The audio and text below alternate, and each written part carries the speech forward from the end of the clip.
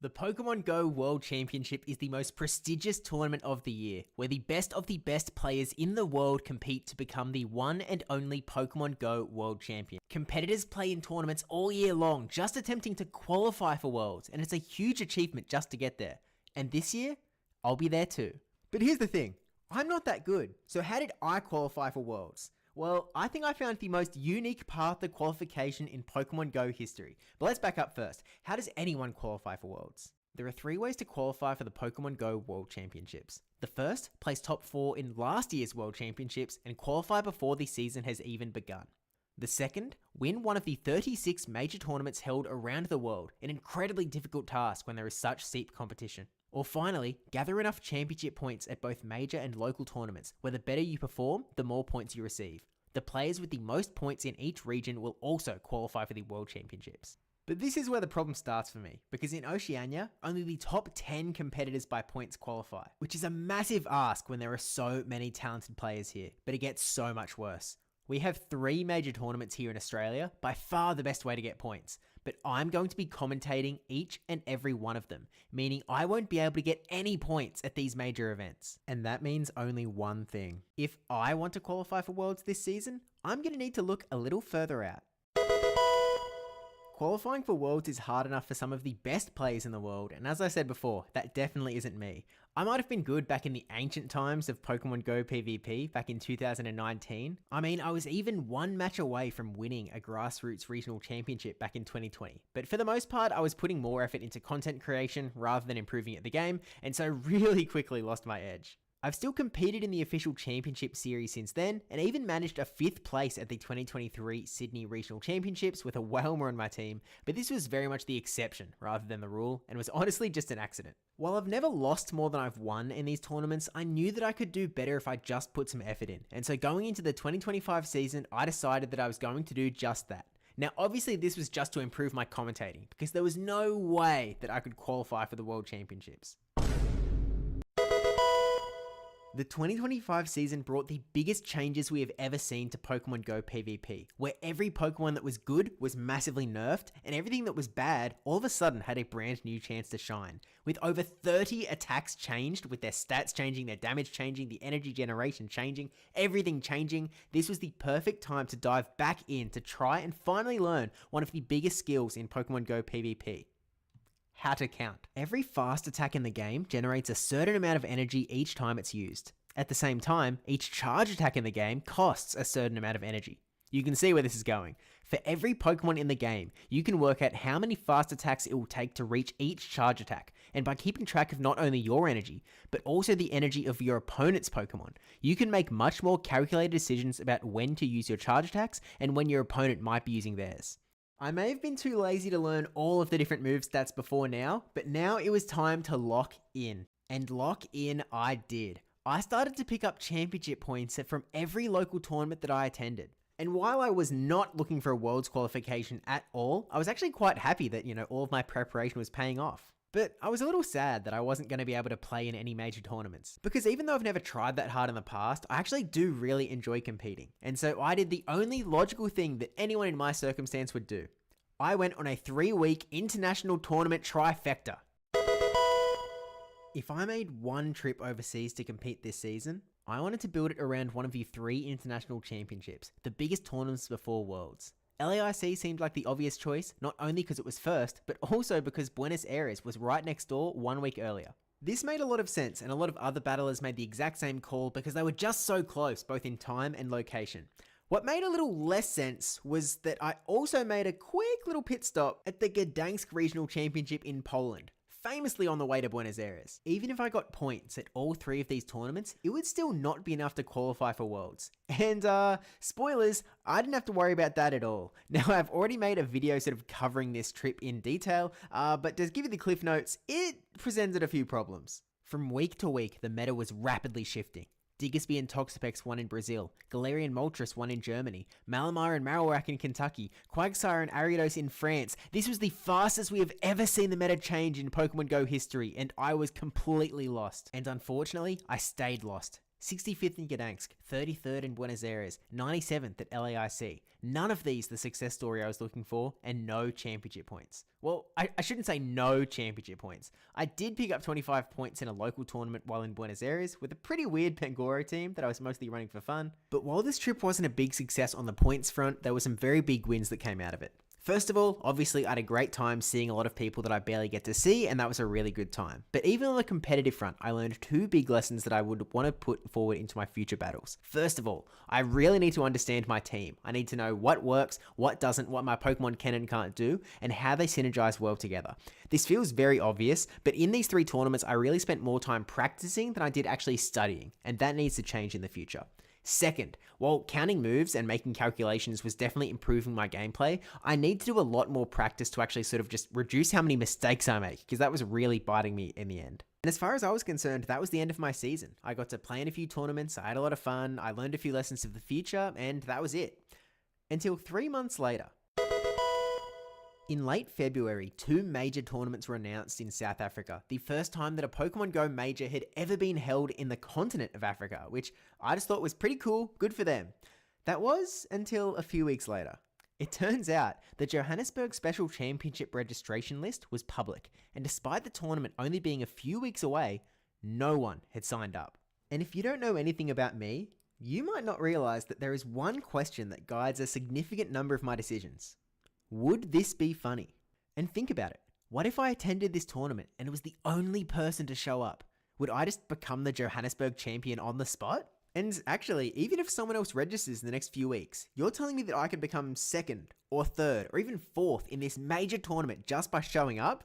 I mean, most people go their entire competitive careers never getting a placement this high. It was just too good. I had to go. And with only a few weeks to go, it was time to learn from my mistakes, lock in a team early, and get as familiar with it as possible, as quick as possible. But here's something else I learned.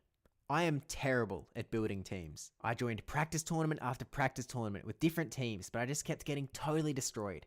I needed help. And just when I needed it most, someone spotted me in one of these tournaments. And that someone is perhaps the most influential character in this entire story, a trainer by the name of Ashton Ash. Ashton Ash is one of the best battlers in the world, racking up medals and trophies like they're nothing. Just 2 weeks before Johannesburg, he actually placed 3rd at the Atlanta Regional Championships. And lucky for me, we actually met back in Buenos Aires. Oh, shout out to PvP Steve. Love you, guy. We spent a lot of time together at LAIC, where he placed 4th, and even raised an Australian flag up on stage, despite being from Mexico, just because he thought it was funny, which is just my kind of guy. And so I sent him a DM asking for team advice, and boy, did he deliver. Just like every other tournament this season, this one is going to be completely different to the last. This time, Tinkaton would be tournament legal for the first time, an incredibly powerful Pokemon with a great typing, good coverage, and a lot of bulk to back it up. It was almost a must-bring for this tournament, but if Tinkaton was going to be everywhere, we need a counter, and that's where Claydol comes in. Claydol has access to Mud Slap, a high damage fast attack that does even higher damage when facing a steel-type Tinkaton. It also has Ice Beam for coverage, but more importantly, Rock Tomb, which has a 100% chance of reducing your opponent's attack every time it's thrown. Even in a bad matchup, you can still debuff your opponent and set up your next Pokemon for success. Speaking of bad matchups, we need some sort of defense for Claydol ourselves. Firet acts as a really strong Claydol counter with its super effective Sucker Punch damage. Its access to Swift gives it a pretty swift charge attack, and also gives it really good neutral play across the board, especially when paired with Trailblaze, which boosts your attack after every use, helping you to cover all of the water types in the meta as well. Speaking of water types, Feraligatr is also joining the team, but there's a choice here. We can either bring regular Feraligatr, or you can bring Shadow Feraligatr, which gets a 20% buff to its attack at the cost of a 20% debuff to its defense. In the 2025 season, Shadow Feraligatr has become one of the biggest threats in the meta, charging up to a powerful Hydro Cannon in only 5 seconds, and with a 20% attack buff, only becomes even more powerful. But we aren't going to be using the Shadow here. The current metagame is very much built around charge attack speed, and throwing as many charge attacks as possible. By using a regular Feraligatr, we get rid of the 20% defense debuff so that we can survive more matchups, often letting us throw an extra charge attack which can completely change the game. Feraligatr's big strength is that it has really good play into basically everything in the meta, from Tinkaton to Claydol, especially when there isn't too much grass running around. But if this meta is all about throwing charge attacks, then let me introduce you to the Pokemon that single-handedly brings this entire team together. And that Pokemon is Shadow Primeape. Ash used Shadow Primeape on his third place Atlanta team and made it a little bit of a signature pick, and he was about to show me why it was so insanely powerful. Taking only 4 Karate Chops or 4 seconds to get to its cheapest Charge Attack Rage Fist, it ties for the fastest Charge Attack activation in the entire game, but it doesn't end there. Every time it throws a Rage Fist, Primeape's attack gets boosted. This means that if you give Primeape both of your Protect Shields, it can just ramp up and ramp up and ramp up and become almost unstoppable. Pair this with the 20% attack boost from being a Shadow Pokemon, and even its counters start to crumble. The Fairy type Azumarill, 2 shield through. The Flying type Corviknight, 2 shield through. Even Pokemon like Jumpluff fall to Shadow Primeape because of its Ice Punch coverage, winning the 2 shield matchup with ease. Make no mistake, this is Primeape's time to shine. The only Pokemon we really have to look out for are Tinkaton and Claydol. But wait, doesn't Feraligatr beat both of those Pokemon? It looks to me like we have a strategy. I'm going to use Shadow Primeape and Feraligatr in every single game. If I'm going to run a Shield Hog like Primeape with another semi-frail Pokemon like Feraligatr though, I'm going to need to pair it with some bulk. Tinkaton, Claydol, and Furret are all reasonably bulky, but that's only a team of 5. Alright, I guess I can bring Azumarill as well. It's pretty decent into Tinkaton and Claydol anyway. With my team locked in, I boarded my plane to Johannesburg, ready to find out how many players I was actually going to have to face. I walked into the venue to find a grand total of 3 other players. If I beat all 3, I will instantly qualify for the World Championships. With 4 players, second place will also receive 325 championship points, the same amount that you would get from placing second in a 200-person tournament, while third and fourth will receive absolutely nothing. I decided here and now, I am going to place top 2 in this tournament. My first opponent was Alan. Yes, that is his full in-game name. Alan flew in from the US and has never quite broken into the top 32 of a major tournament, but now, at the very least, he has a top 4.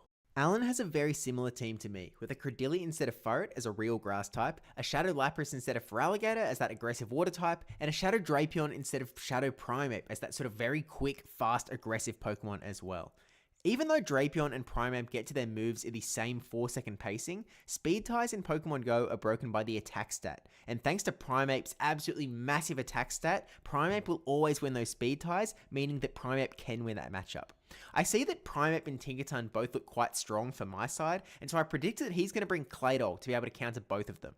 With that in mind, I'm going to run what's known as an ABB strategy, where I have my Primeape in the lead, the A, and then 2 Claydol counters in the back, the double B.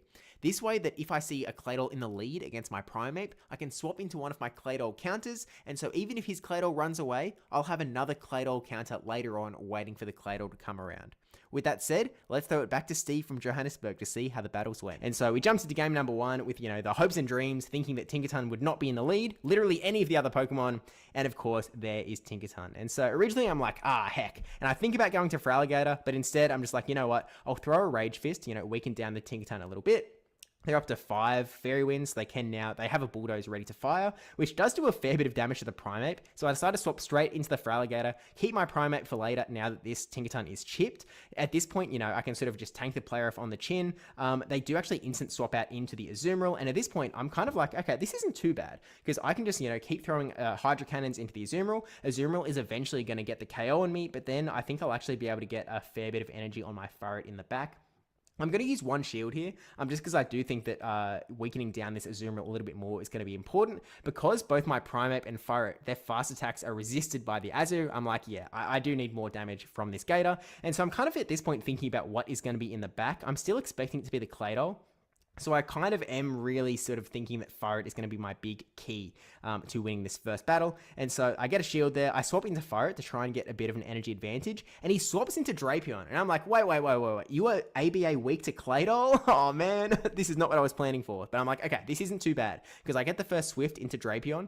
And because they actually swapped into this matchup, Furret isn't that bad, to be honest with you. Swift really... you can see Drapion is already down to half health. Crunch did add up a lot of damage here, but now there's sort of there's a bit of pressure on them to potentially shield, but they actually smartly let it go because they can now bring in really any of their Pokemon to get some farm. Azumarill doesn't do a lot of fast attack damage, even Tinkaton doesn't do a lot. So we do bank a Swift, swap into our Gator. We get to the Hydro Cannon when the Azumarill comes in as well. So at this point, I'm like, okay, I have a move on Furret. Now I have to deal with a Tinkaton that might have energy. And so I'm like, okay, if I bring my Primeape in here, I'm going to have to instantly burn a shield on this Azumarill. And so instead of burning my shield early and letting Tinkaton come in and just destroying me with a Play Rough, I swap into my Furret. We should either get the shield or KO the Azumarill so that Tinkaton now comes in. I keep my shield for the Tinkaton's charge attack. And now I'm kind of just like, it could be a Play Rough. So I shield up, hoping it's the Play Rough. It's just the Bulldoze. And unfortunately, I'm still... actually, I get to the Rage Fist, but they still have a shield. So I was just a little bit too energy behind in game number 1. And so, take the L on the first one. They get the move here. This is going to be enough to KO, and that is GG's. And so looking into game number 2, I'm like, right. Well, he went ABA weak to Claydol. I'm going to bring Claydol. And so I pretty much run that same line with Primeape in the lead, Feraligatr in the middle, and then Claydol in the back. We do lead into the Drapion, and so I'm already going like, okay, let's think about Tinkaton in the back. So I'm going to stay in with Primeape here. Primeape, you can actually just straight win the Drapion matchup. You pace to Rage Fist at the same rate as they get to Aqua Tail, and, we just end up winning out. He did actually wait a turn there as well, thinking that I was going to swap out. So it wasn't lag. I was worried it was lag at the time, but it wasn't actually lag. He just, made a bit of an oopsie. It wouldn't have mattered either way in this matchup because we're going to go to the 2 shields, and in the 2 shields, I just win charge attack priority anyway. So really all he did was just not do 1 poison sting of damage, which isn't a whole lot against the Primeape. So we take it all the way down. He actually goes for the 2 shields on my end, 1 shield on his end scenario. So I bank the Rage Fist on the Primeape and then swap into my Feraligatr. Again, I'm sort of expecting it was Tinkaton in the back, and it is Tinkaton. So energy on this Feraligatr is going to be really powerful. Alan charged up a lot of energy in the back there, but, I'm not too worried. I'm even though I have got my Claydol in the back, and he went ABA to Claydol, Claydol somehow missed both of its targets here, and so I'm kind of like, we can probably still get through this. So because the reason that we went for regular Feraligatr instead of Shadow is just because it is able to, hold on to a little bit more bulk. Charge moves are so powerful that getting to these last Hydro Cannons are actually pretty big. So I let another few Fairy Winds come through just in case. Go for the Hydro Cannon to take out Tinkaton and leave that guy on 1 HP. Instant swap into the Claydol. I know there's a lot of energy on this Azumarill, but my game plan here is sort of force this Azumarill to use all of its energy, go for a Rock Tomb to attack debuff, and then hope that I've sort of got enough juice in the tank in the back to be able to get the KO against this Azumarill. So we go for the Rock Tomb. There's the attack debuff. There are no more Pokemon on their side, so that's sort of locked in for the rest of the game.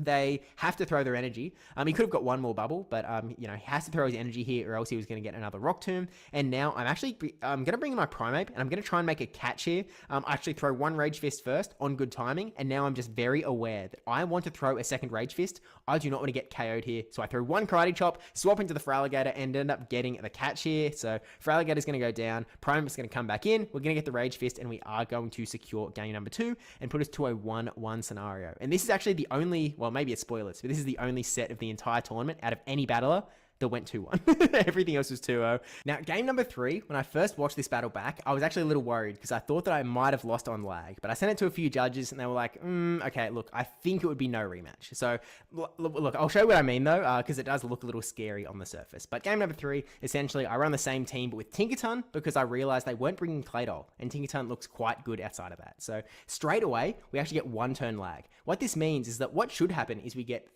4 Rage Fists and then throw the move, which takes 9 turns. They get 3 bubbles, which is 9 turns. Instead, they got a full extra bubble. And so wait and see where 1 extra bubble on an Azumarill might potentially come in handy a bit later on. And so then we're going to go back in. I think after this one, we're just going to play out the 1 shield scenario because I sort of recognize that Feraligatr with a shield might be really necessary for their team. But right here, I actually go for an overtap. Well, I don't go for it. I accidentally overtap the move. So I give them another free bubble. So Azumarill now has 2 free bubbles because I accidentally did an extra fast move instead of triggering the charge attack. I tapped the charge attack, but then I kept tapping it elsewhere and, unfortunately fired it. So we go to the 1 shield, recognizing that I can get quite a bit of farm on Feraligatr, which is going to be really useful into the entire team, really. There's not a single Pokemon, like Credili's sort of the worst, but they swap into Shadow Lapras. And so I'm like, okay, we've got over 2 Hydro Cannons now. I'm going to throw 1 Hydro Cannon here and then swap into Tinkaton because I'm a little bit worried about what's in the back. Like, I don't want to make a wrong call and all of a sudden it's a Claydol and I'm just completely kaput with my Feraligatr gone and Tinkaton just ready to get farmed down. So I do sort of hedge my bets a little bit, go into the Tinkaton, take a Sparkling Aria here, and now I'm going for the Bulldoze, just fishing for that 50% chance of a defense debuff, basically. And so, it goes through, we get the shield and we get the defense drop. So absolutely brilliant, but I'm just going to let Tinkaton go now and I'm going to put it all on Feraligatr. We don't know the third Pokemon yet. We know there's an Azumarill with a bit of energy, low health, Lapras, low health, bit of energy, and Tinkaton coming in as well now. So I go for the first Hydro Cannon here, and now I'm going to do something. I'm going to go for an Undercharge on the second Hydro Cannon because I sort of recognize Lapras has energy, Azumarill has energy. I need more energy than them. I need to get Hydro Cannons back to backsies. And so I go for an Undercharge and I go for an aggressive Shadow Claw down, burning my Protect Shield here. And I think this was a good shield because I think that I do sort of just straight up lose to fast move damage otherwise. But we get a really nice Undercharge, like perfectly before they, get to their charge attack. And now with as much energy as I could muster, they're going to come into their, Lapras. I decide to instant swap because I'm a little bit worried that they are going to be able to, I was worried they had a move. So I take it away. In comes the Azumarill, and because it has one extra bubble, it is able to get the KO. If the one extra bubble from lag didn't happen, Alan still wins. But if that one didn't happen and I didn't overtap, 2 bubbles down, I actually do win that battle. We take a really close loss to Alan, but that just means that now I need to beat both of the other players to secure second place and take home 325 championship points. Next to play is Detective August from Germany, the father of some VG players featured in the recent Road to Worlds docuseries. And he's running a team built by his son with a regular Primeape instead of the Shadow. Now, it does lose a few matchups that the Shadow Primeape does have. Shadow Primeape is just a bit more potent, but it still has that extra bit of bulk, so maybe that comes in handy. He's also running the Swampert instead of the Feraligatr for that quick Hydro Cannon damage, and he's also got the Alolan Sandslash in place of the Claydol Z Tinkaton counter. Now, it does still have access to the ground type Drill Run, so you do have that Tinkaton coverage. The problem is that because of its steel typing, Tinkaton has access to the super effective Bulldoze to throw right back. And because of that, as well as having a positive matchup into his Primeape with Tinkaton, I'm going to be running my Tinkaton alongside my Feraligatr Primeape combo and see how the battles go. Actually, I should have mentioned, we did play a first game, but August did win, but I sort of, my swap button wasn't working. So we did do a rematch, and this is, I guess, game number 2. They run the Tinkaton lead. In game number 1, I did run the Primeape lead. So like I did benefit from the rematch, which obviously no one likes rematches, but regardless, here we are in the official game number 1 with Feraligatr into the Tinkaton. Pretty decent spot for us in the grand scheme of things. I decide to, go in on my shields because I'm like, yeah, I'm pretty confident. And they actually swap into the Azumarill. And so at this point, I'm looking at my back line. I recognize that Primeape is back there. And I now see that August has brought 2 fairies, the Azumarill and the Tinkaton. So I'm kind of going like, okay, well, it does look pretty good into the rest of the back line. So if I can just keep these fairies out of play, I might be all right. So I save my Feraligatr for the Tinkaton, and I use my Tinkaton up against the Azumarill. That's sort of my logic there. And so now I'm just going to go for the play rough here. I was thinking about the Bulldoze, debuff, but I just figured, nah, we'll just go straight for it. We'll go for the play rough, take it down into the pretty deep yellow. And at this point, Azumarill can't KO us with a single charge attack, and so I'm just sort of content to just take it on the chin. It's just an Ice Beam as well. He actually played it really interesting with a lot of Ice Beam baits, which it's not something that like a lot of top players do. Most players playing Azumarill just go straight play rough, and so the Ice Beam baits really did throw me. I think in the first game, I shielded a few Ice Beams. Well, I shielded one Ice Beam, but kind of a not an intentional, but a really smart play from August in sort of breaking the mold there. But we get the shield, and then they're going to get this play rough to KO us. And now we're just like, look, I'm ready to get some farm. I've got one shield ready to go. I decide to bring in my Feraligatr, farm all the way down, because no matter what Pokemon comes in, there's no shields remaining. Primeape is not going to love this energy. So they're at 3 Karate Chops now. They're 1 Karate Chop away from the move. I'm going for the Hydro Cannon just to get get a lot of damage off here. I tried to swap there. It didn't actually work, but I was just like, it doesn't matter. I think I've won this game. So she have the Rage Fist, swap into my own Primeape, which is maybe a bit greedy, but I get a really big Karate Chop down. The Tinkaton is going to come back in, and at this point, a Rage Fist plus my energy in the back is going to be enough, and that is going to be game number 1 going my way. And so this is like, in order, sort of how it played out. Like I am playing it in tournament order. And so game number 2, I was like, look, if it ain't broke, don't fix it. I think that's a really good team into August's line. And so we get a Feraligatr into the Azumarill in the lead, which it's not as good as the Tinkaton, in my opinion, but it's still a pretty good spot. And even if he's brought the Tinkaton, I at least have my own Tinkaton, but I do sort of, in the back of my mind, I'm like, look, I kind of want to keep this Feraligatr around. And so I try to swap there. Again, unfortunately, we threw the Shadow Claw. And so now instead, we're just going to eat the play rough. We're like, look, I'm just going to get a bit more energy here, I guess. I'll play out this matchup a little bit longer, go for another Hydro Cannon to weaken it back down, and we're still going to try and do the same thing going into Tinkaton, again, because I think that this Feraligatr is going to be important. And so we farm right up, catch the move onto the Tinkaton, because this is really going to do nothing at all. And as long as they don't have like Swampert or Alolan Sandslash, we're in a pretty good position here, and they actually swap into their own Tinkaton. And I'm pretty happy to see this because it means that, you know, one of those other Pokemon like Swampert and Alolan Sandslash aren't going to be around. So my Tinkaton is in a little bit of a safer spot. And then also, you know, well, I mean, they still might be around, I guess. You can't call them out too early, but also I'm in a pretty decent spot with our Bulldozers potentially getting some opportunities for us to get some energy, I suppose. They do just go for the player off, and maybe that is the way you're supposed to play this matchup out. I just liked the Bulldoze potential. We actually get a debuff in there as well.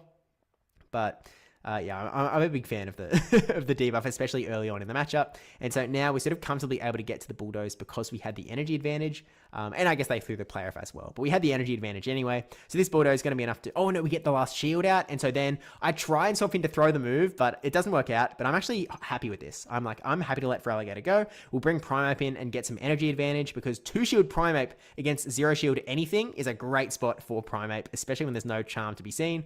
So we get the Karate Chop down. In comes something or other. In comes the Azumarill, and yeah, I'm really, really comfy here. So I throw in bad timing, but it actually doesn't matter at this point because I just go for the Rage Fist. It's not going to quite KO, but we just go for another one here. This will KO, and a double boosted Primeape with 2 shields is definitely enough to take out literally any Pokemon that doesn't have Charm. And it turns out it's the Alolan Sandslash in the back, so we could have just Karate Chopped down with some shields, but I figured Rage Fist would be a little bit quicker. And so we get the Rage Fist, we get the KO, and that is a 2-0 up against August. And with that, I am one opponent away from second place and 325 championship points, but it's going to be a very tough fight. I have to face Mike Chen, who flew in from the US with Alan and is currently 10th on the North American Championship Point leaderboard. Mike has also brought in the Alolan Sandslash, but paired it with Claydol for better Tinkaton coverage. He also has the same Credilli, Azumarill, and Shadow Drapion combo that Alan was running, but has uniquely brought in the Golisopod as an aggressive water typing. With Shadow Claw and a bug typing, Golisopod is a little bit better into the Primeape, but because Primeape is just so insane, Primeape is still able to 2-shield through that matchup, and so I'm still feeling pretty good. I decided that I'm actually going to run the same ABB strategy I tried against Alan with my Furret in the back, really just thinking that Claydol really might appear this time, and that is what I'm going to bank on to try and bring home second place. So Primeape into the Azumarill lead. Again, we do win this in the 2-shield scenario, and at this point, I'm kind of looking at the back lines, and I'm like, how much do I want to go for the 2 shields? Because you have to make that call. Even though you can win a matchup if you use all of your shields, you have to think strategically, is there value in burning all of my shields straight away? And so I'm kind of eyeing up all of the Pokemon. I'm like, okay, can my Feraligatr deal with everything? Maybe that Credilli looks a little scary though. I'm definitely concerned about the Credilli. Because, I mean, Primeape is definitely sort of, I guess, my main counter to the Credilli, but Credilli can still do a lot of work, especially if I don't have shields. And so I think I threw on bad timing there, but which is a bit of a habit in this tournament by the seams of it. So I decided to keep my Primeape around just in case that Credilli does sort of rear its head. And so I want to get some energy on the Feraligatr as well. I'm trying to bait out the Credilli if it is in the back. And here it is. So I'm actually very happy that I sort of, was able to bait it out here. So I go for the Ice Beam straight away, either get a shield or get a lot of damage onto the Credilli. And he no shield. And so I'm like, oh, this is great. I can let my Feraligatr go. I can bring my Primeape back in, go for a pretty dangerous Karate Chop down. Rock Tomb, take us away.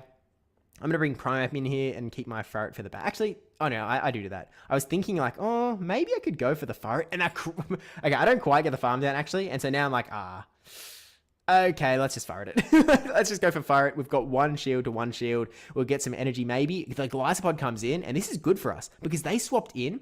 I have the energy advantage here. So I'm going to be able to fire off Swifts before they get to their own moves. It's 5 Sucker Punches to my Swift, 5 5 Shadow Claws to their X-Scissor Aqua Jet. And so I'm like, look, great.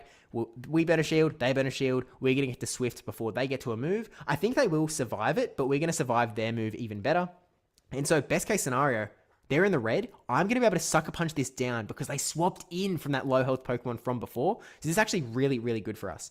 They get the Aqua Jet. We're going to Sucker Punch down. Oh no, we don't quite get to. They've still got 3 Pokemon, but Azumarill doesn't have enough energy. We can Swift here, and then I'm just going to be able to Sucker Punch both of the other Pokemon. And so I'm in a pretty happy spot here. Sucker Punch down Golisopod, and then in comes that last little bit of HP to Sucker Punch down as well. And so game number 2, I do swap into the Feraligatr lead because I was a little bit worried about that Credilli. Maybe he doesn't shield the Ice Beam. Game number 2. And we get the Drapion lead. So we would have preferred in some way, like Primeape is a better matchup into Drapion than the Feraligatr is. But again, I am just concerned of that Credilli. And so I'm going to keep Primeape in the back for now. So we go for the Hydro Cannon, get a shield out. Drapion is going to be pretty decent in this matchup, especially, he can actually, I think he can go straight Crunch even. And so we just no shield the first Crunch in case he gets the Defense 4, which he does get, which I'm kind of like, look, it could have come at a much worse time. So I just decided to let this go. Let the Aqua Tail come through, and I'm just like, look, we've gotten one shield. We've barely done any damage for that one shield, but maybe we can make it work with Primeape. Because Primeape is so toxic. Like, it is so dangerous. It is so hard to keep track of. With the fact that it's only 4 Karate Chops to a Rage Fist, it is kind of oppressive. And so we get, we're going to burn one shield. And we're actually hoping we can, sneak the Karate Chop in here. Might have gone a little bit greedy there, potentially. But look, we take it down. In comes the Golisopod. I should have mentioned, Mike Chen is like, he's got over 1,000 championship points. I was worried going to this matchup for sure. And so we get the Rage Fist in. Golisopod swaps into the Credilli. And now I'm like, ooh, okay. Our Primeape is in the back. But I think that my Ferret is still in a really good position. Because I can go for the Trailblaze. I'll be able to tank any move from the Credilli. And then I think maybe...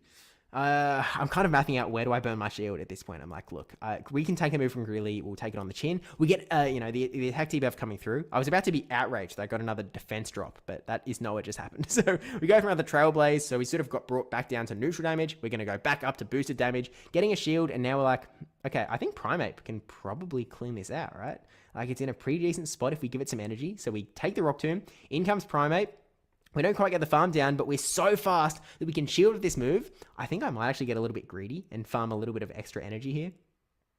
I recognize that I get just one extra Karate Chop, go for the Rage Fist to KO the Golisopod, and then I just need to take down that Credilli in the back that doesn't have much health. It just threw us energy from before, and so, I get the Karate Chop down, and that is GG's. And so for the most part, I accomplished my main goal. I picked up a funny title of the Johannesburg Special Championship runner-up. But at the same time, I just picked up 325 championship points. Add that to the 103 points I've already gained from local tournaments, and all of a sudden, I'm at 428 points. I'm 14th in the Oceanic region. The top 10 qualification line for Worlds might only end up being like 600 points. Is this possible? The top 10 from Oceania qualify on points, and importantly, that ignores anyone that has an automatic invite from winning a major tournament. Godzilla won the Brisbane Regional Championship, meaning the qualification line is even closer. Depending on how the Melbourne Regional Championship plays out this month and where the points are allocated, maybe I only need another 100 or 200 points and I could qualify for Worlds. With that said, there is only a month left in the season. If I don't get those points in the next 4 weeks, my dreams of going to the World Championships are over before they've even begun. And with that said, the opportunities are going to be incredibly slim, especially when I'm casting in Melbourne. Crunching the numbers and looking at every tournament around the world left to go, there are 3 possible pathways to qualify for Worlds. Option 1 is to get at least 80 points at local tournaments, which I'll explain in more detail shortly, but would push me above Mikey Morgs and into 11th. None of these guys are playing any more major tournaments this season, so it would then solely rest on the performance of Sammy P and Yusei Farao at Melbourne Regionals. If neither of them make it to the top 16, I would qualify for Worlds. If only one of them made it to the top 16, I would need someone in that top 11 to win Melbourne for the automatic qualification so that we get an extra invite and I qualify in 12th. If they both make it to the top 16, it's an instant fail even if we get the extra invite. They've both placed in the top 16 at every regional so far, and so it's a bit of a risky plan if you ask me. Option 2. Let's assume that Yusei and Sammy P both get points at Melbourne. In that case, on top of the 80 local points, I'm going to need to get points at a major tournament somewhere else in the world. Based on the player number kickers, that means hitting top 32 in Portland, top 64 in Bologna, or top 128 at the North American International Championships. NAIC is probably the easiest of the bunch to hit, so if I was only attending one, that would probably be the pick. But option 3, and you might have been wondering this, what about that second tournament in South Africa? The Durban Special Championship is the weekend after Melbourne, and getting any points there at all would lock in a Worlds invite without any other local points required. This is dependent on how many people attend though. If there are 4 to 7 players, I'd have to finish top 2. If there are 8 to 16, then I just need to hit top 4, etc. But it's impossible to know how many people are going to be there until you go. Bit of a wild card. So which option did I go for? Are you kidding? This might be my only chance to ever qualify for the World Championships, and I'm going to give myself the best chance to do it. I'm going for all 3, and that starts with getting 80 local points. But I guess it's time to explain how local points work. Local tournaments are hosted at your everyday card stores and come in 2 flavors, Challenges and Cups. Challenges are pretty common and award 15 championship points for winning, whereas cups are a bit more rare and award a full 50 points for winning. But you can't just farm these points forever. Only your best 4 challenges and your best 4 cups count towards your Worlds qualification. Right now, I have 4 challenges with earned points, but only 2 cups. Maybe I shouldn't have kept running Pokemon like Caterpie in locals. It was for content! I didn't know I was going to try and qualify for Worlds. So as it stands, even winning a challenge would only award me 5 points. I need to focus on cups, where 2 second place finishes would give me the 80 points I'm looking for. But here's problem number 1. There are no cups being held anywhere in my state for the rest of the season. Okay, what are my options? I could fly across state lines for single cups, just one at a time, hoping I can pick up 2 second place finishes, but it doesn't feel very efficient. So what about double cup weekends, where I could fly to one city, play in 2 cups in the one weekend, and then go home? That definitely feels a little bit more value for money, but there are only 2 left in all of Oceania this season, both in the same weekend. I could either fly to Melbourne, relatively close by, or I could fly to Auckland, New Zealand, which is a little further away. Should be an easy call, right? Well, there's something I haven't told you. My Pokemon Unite team, Debbie and the Pebbles, have qualified for the 2025 Pokemon Unite Regional Championships that by pure coincidence are being held online in the same Double Cup Bonanza weekend. If I went to Melbourne to compete in the Double Cup, it would clash with the Unite tournament and I wouldn't be able to play the final tournament of the season with my teammates. If I flew to Auckland, however, I could play in the first cup on the Saturday, go back to my hotel, play the Unite tournament, and then play the second cup on the Sunday. You already know what I chose. So I flew to New Zealand for the first time, ready to try and get 2 second places in the 2 cups. Now both days this weekend have both a cup and a challenge, with all 4 tournaments having 3 rounds each. Starting with the Saturday Cup, I brought another Shadow Primate for Alligator team, and it had to take on 3 quite strong battlers. First was Mardi Gras 10, who was also running a Primeape alongside Corviknight. He only had 1 Primeape answer on his team, Claydol, and I was able to dodge it in 2 out of 3 games to land the 2-1 victory. In round 2, I faced Bomatsu, running Morpeko and Jumpluff, 2 Pokemon that also lose to Primeape. They were tight games, but I was able to secure the win here as well, and matched up against Yusei Farao himself in the finals. He was running a Talonflame for Alligator team, and to be honest, just outplayed me for the cup win, landing me with a 2-1 result, tied with Bomatsu. So how is second place decided then? Well, if match points are equal, the tiebreaker is how many wins your opponent's got, and because I played such tough opponents throughout, I took home my first cup second place and 40 championship points. Unfortunately, I came third at the challenge on tiebreaker, but that doesn't matter. 1 cup down, 1 to go. After competing in the Pokemon Unite tournament, it was time for cup number 2. I kept Shadow Primate, but decided to swap out for Alligator for a different Hydro Cannon user, Swampert, with Sludge providing a much faster coverage option than for Alligator's Ice Beam. I also brought Shadow Typhlosion to cover all of the Jumpluffs running around on the Saturday. First up was Bomatsu, who also made the Swampert meta read, bringing a dangerous Shadow Swampert Shadow Dragonite team. Luckily, my 4th pick was Jumpluff, which helped to carry me to a 2-0 win. Second was a new player, iCup007, running a Jumpluff that I traded him that morning alongside a Feraligatr.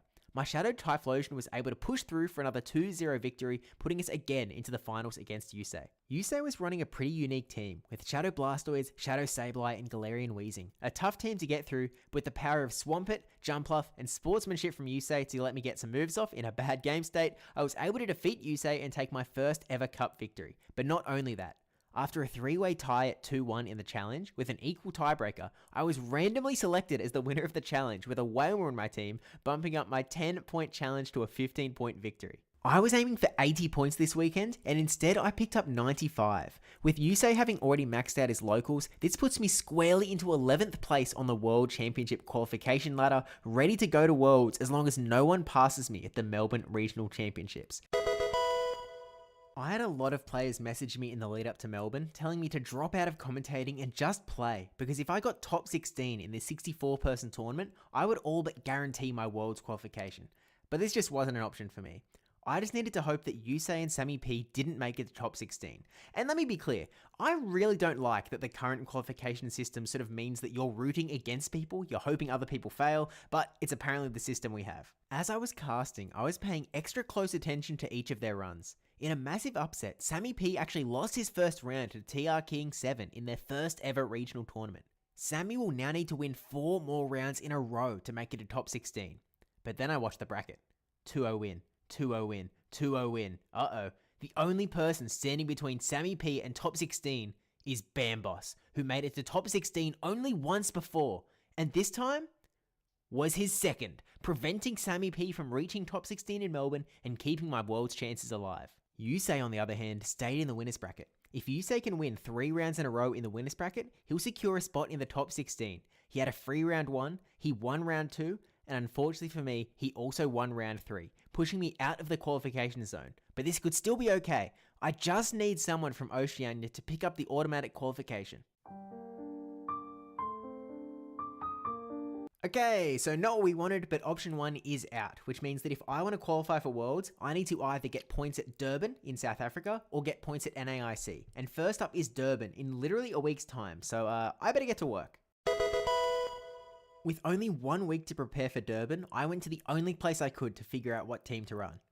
Astronash, can you tell me what to run? Please, please, please, please, please, please, please, please. Lucky for me, he was preparing to compete at the Portland Regional Championship in the exact same weekend, and so passed me the team that he was working on with Iamera. Now, if this team doesn't look familiar to you, look again, because by pure coincidence, it is identical to Alan's team from Johannesburg. Turns out Alan actually had a pretty solid team to win. There is a key decision point here though, and it comes down to IVs. I haven't talked about IVs at all in this video, but this is the point where I really started to look deeply at them. I built a new Tinkerton that has a high enough defense stat to reduce the damage it takes from Azumarill's bubbles, but that wasn't the key decision. The key decision was about Shadow Drapion. I could either run a Drapion with a high attack IV, making sure it wins charge attack priority against other Drapions, and turning Drapion mirror matches into a win, or I could run a Drapion with enough bulk to survive 6 Incinerates from a Shadow Typhlosion to win the 2 shield matchup.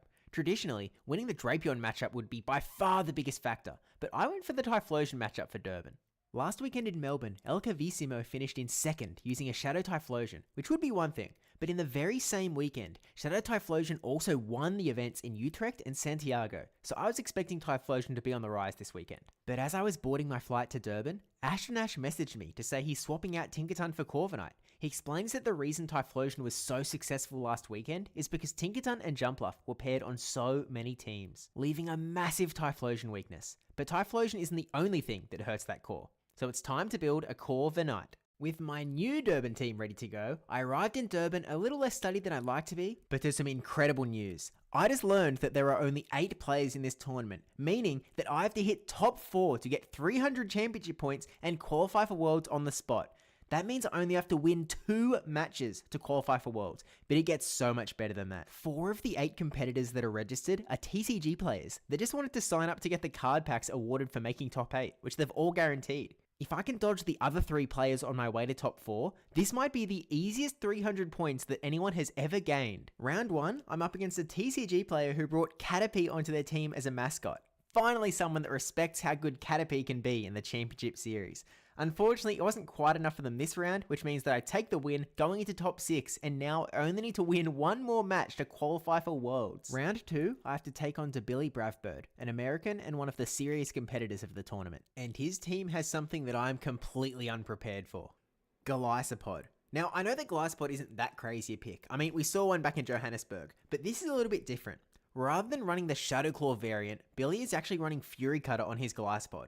And I know that that is like hardcore meta at the moment, but this was before the Fury Cutter buff. I had no clue what this thing did. I didn't know the counts, I didn't know the matchups, I felt completely lost against this thing and I didn't know what to do. And unfortunately, it really showed. Bad matchup knowledge was exploited with bad gameplay and Billy was able to take out the round 2-1. But that's fine, I just need to win my next match instead. And who could it possibly be out of anyone in the entire world but my good friend and Johannesburg top 4, Detective August. I cannot express how happy I was to see him. He was the first guy I ran into at the venue and he's just such a joy to be around, really nice to run into him, but now it's time to lock in. And he's actually running the exact same team from Johannesburg with the Swampert, Azumarill, Furret, Primeape, Alolan Sandslash, and Tinkerton. And if I win this battle, then I secure myself a top 4 placement and I secure a place in the Pokémon GO World Championships. And so Lapras versus Primeape, not the worst matchup for the Lapras because we are able to do a lot of Psywave damage. It is the regular Primeape, not the Shadow Primeape. So unfortunately, we're not doing as much damage. And they do actually go for the close combat there, which lets me Psywave all the way down. If they go for straight Rage Fist, it's actually a little bit worse for me, but because they went for the close combat, we're not too bad of a spot. We get the Skull Bash and we land it into the Swampert, which is terrible for Detective August. It just means that we're going to let this go. I think at this point we can just bring in Credilli, go for the farm down, have an energy advantage. and be in a pretty good spot because the Primeape is gone. And other than Primeape, like Alolan Sandslash is sort of our biggest fear. And at least if it was the Alolan Sandslash, we would still be able to get to a Rock Tomb. I think Alolan Sandslash could have been a little bit tough for us, but it turns out it was the Tinkaton. And so we're sort of happy to just throw a few Rock Tombs in, expecting Detective August to just sort of straight through their moves. I wasn't sort of predicting that he would farm up a lot.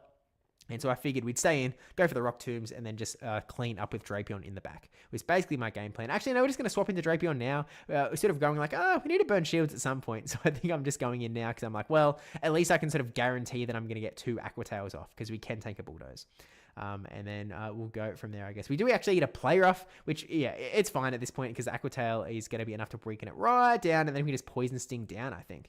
Okay, no, we don't actually get to, but, you know, again, we have a Credillia in the back. Even if we survive the Bulldoze, we get the Poison Sting down, and that is game number 1. Game 2, we have the Lapras into the Furret. Not as good a matchup for Furret as you would hope it would be when you're the Furret player, just because if you do shield up the Trailblaze, which I'm hoping to do here, not too bad a spot. Actually baits me with the Swift though, which I should have known because Detective August does love his baits, and it does work out quite well for him quite often. So we swap into the Credillia now. Sort of happy to tank any moves from this Furret. I was expecting a swap out. It is just the Swift, and here comes that Alolan Sandslash. So I'm like, okay, this is where we really do have to sort of, you know, make some things happen. So we get the first Rock Tomb debuff. I decide I'm going to go for another one here, and I'm kind of like, do I want to get this Rock Tomb off? Probably, I don't need it, but we survive anyway because of the Rock Tomb debuff on the first one. So we get to get one more off. We get a shield out of Detective August, and now we can swap into the relatively safe Shadow Lapras, where we can comfortably tank moves here. Go to the Ice Punch bait, which unfortunately doesn't work out for him, and now we get a Sparkling Aria with that Alolan Sandslash still hiding out in the back. Switch timer not quite up yet, so we're kind of just stuck in this matchup and we have to keep pushing through it. I know I can take a move here. It is the Bulldoze, and so we're just going to go for the Sparkling Aria. We did get hit with the debuff as well. And I kind of want to get out of this matchup, to be honest with you. So I catch the move into Credillia. Really nice play. And, you know, all of his energy from Tinkaton going to go down. And now I'm just like, okay, there's an Alolan Sandslash. There's a Tinkaton. There's a Furret. I have a lot to deal with. I think I'm going to put my money on my Drapion to be able to do it. I'm going to go for the Aqua Tail before they get to a move. We've got a Protect Shield as well. And we get the Poison Sting down, which is huge for us. And so now it's just like, okay, well, Alolan Sandslash, we can just go for an Aqua Tail. It might not quite be enough because it is a regular Sandslash, but turns out it is enough. And now this is the Furret in the back, relatively low health. We go for a catch onto the Lapras, but they sort of need to throw their energy anyway. And so Drapion going to secure the game and again, secure us a spot in the Pokemon GO World Championships. It may not have been sort of the toughest fight through to the top 4, but we made it all the same. And with that, I am officially qualified for the Pokemon GO World Championships. I beat another TCG player in the top 4 and then lost to Billy again 3-1 in the losers finals, meaning that I finished at 3rd at the Durban Special Championship, but got that 300 championship points I needed to qualify. This shot me right up to 823 championship points and 6th on the Oceanic leaderboard. And not only did I qualify for Worlds, but thanks to the local points I got in New Zealand putting me over the top, I also earned a $3,500 USD travel award to attend LAIC next season by earning the most points out of anyone in Oceania in the award period. Now look, was this a bit of a scammy way to qualify for Worlds? Absolutely. But do I regret it at all? Not at all. As it turns out, Yusei wasn't planning to attend Worlds anyway, so it's a little bit of a victimless crime in terms of my qualification, but I do hope that they change the system in the future to avoid scenarios like this. I really don't think that a guy like me can do something like this and just qualify, but I also hope that they change it so that you don't have to cheer for people's failures just as much. I mean, look, I know there's always going to be some tiny part of that involved, especially when there's travel awards in the system, but in the past we haven't had systems that are so intensely sort of built around really hoping that people fail to get points. With that said though, I will be competing at the 2025 Pokemon GO World Championships. And remember that very first message from Ashton Nash before Johannesburg? Well, let me show you the very next message in the chain. I may have not have even known that I was going to qualify for Worlds back then, but now it's time to make it come true. I will be your 2025 Pokemon GO World Champion. Obviously not. I'll be lucky to get a single win, but it'll be a lot of fun anyway, so I'll see you there. Also, like and subscribe in the Patreon and the podcast.